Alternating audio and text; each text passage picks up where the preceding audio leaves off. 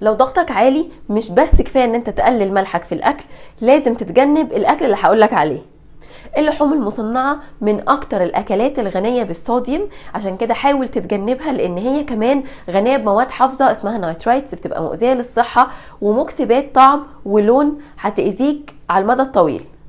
المخللات والشرب الجاهزه اللي بتبقى بس محتاجه ميه سخنه وتتقلب وتتشرب، ومكعبات المرق ومكسبات الطعم اللي بتترش على البطاطس والفشار اللي بتتجاب من السوبر ماركت، كل الحاجات دي غنيه جدا بالصوديوم، فحاول برضو تتجنبها.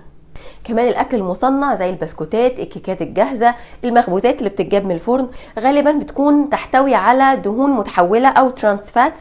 الحاجات دي هترفع ضغطك، هترفع الكوليسترول الضار، كمان هتخليك عرضة لأمراض القلب. وآخر وأهم نصيحة، التدخين والكحوليات من أكتر الحاجات اللي بترفع جدا ضغط الدم، فتجنبهم تماما. اكتب لي في التعليقات تحت لو مهتم تعرف أفضل نظام غذائي لمرضى ضغط الدم العالي.